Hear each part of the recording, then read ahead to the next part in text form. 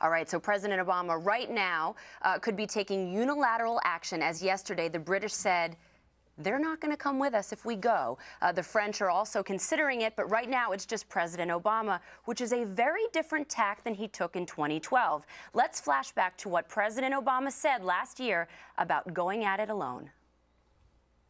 With respect to Syria, what's happening in Syria is heartbreaking and outrageous, and what you've seen is the international community mobilize against the Assad regime. For us to take military action unilaterally, as some have suggested, or to think that somehow there is some simple solution, I think is a mistake. Eric, isn't that about what we're going to do? I got to tell you, I listened to John Kerry's his announcement today. I listened to President Obama also. I think I just figured this out. This is about ego.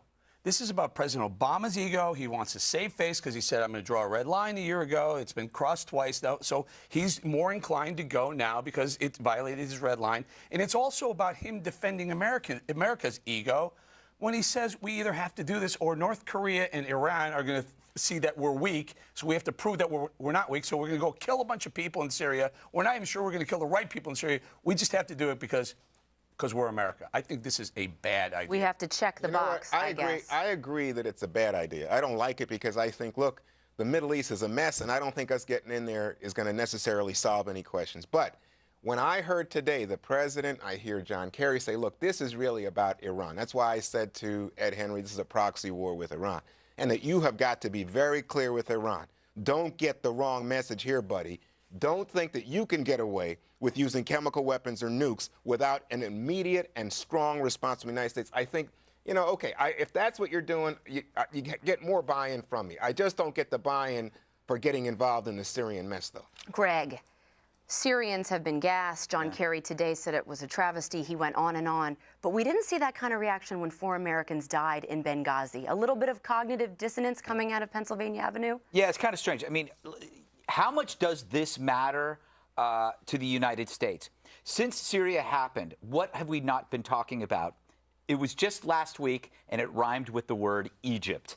Egypt vanished like a Matt Damon movie. We don't talk about it. The Middle East is essentially a lazy Susan. You spin it, and there's always going to be a new strife or a new crisis that you can find. And when that one goes away, another one. I want to bring up another thing. I have to congratulate President Obama. He's invented a new strategy. It's the opposite of the element of surprise. It's called the element of here it comes.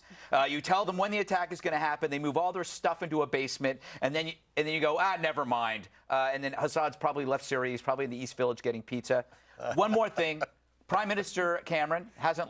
This is the first time that a prime minister has lost a war vote in the House of Commons since 1782. I know that because Harry Reid back then blamed it on the Tea Party. Katie, General Vallely returned from Syria, and he actually said that it's believed that Assad has left the country. So let's say we do go in for a couple of days and send some missiles into camel behinds, and we can check the box and save face. President Obama can look tough.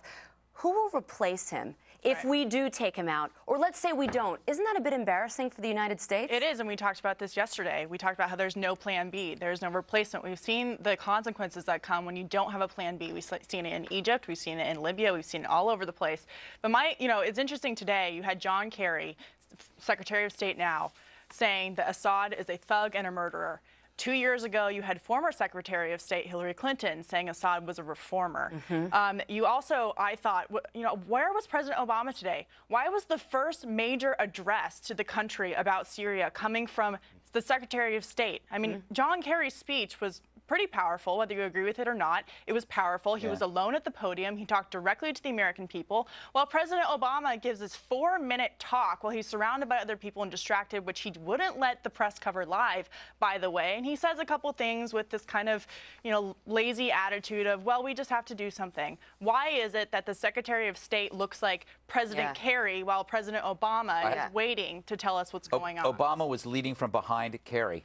Exactly. Let me say, you guys got to stop hating on Obama in this situation. There's such a huge difference between what's going on in Syria now with the use of chemical weapons and what was going on a year ago or 2 years ago. Hold on and a second. For you to That's jump very and say, different. It's the same thing. Juan, we saw a video of Saddam Hussein gassing a village in Habjala, and Democrats sat around and said, "Oh no, the same Democrats didn't think it was important." That's what this is about. You're trying to get payback for what happened with Juan, weapons of mass destruction in Iraq and the failure of the Bush administration. I don't think we should invade. Juan, here's what I'm saying. This president has let the Muslim Brotherhood rise up in Egypt. He has let Al Qaeda rise up in Libya.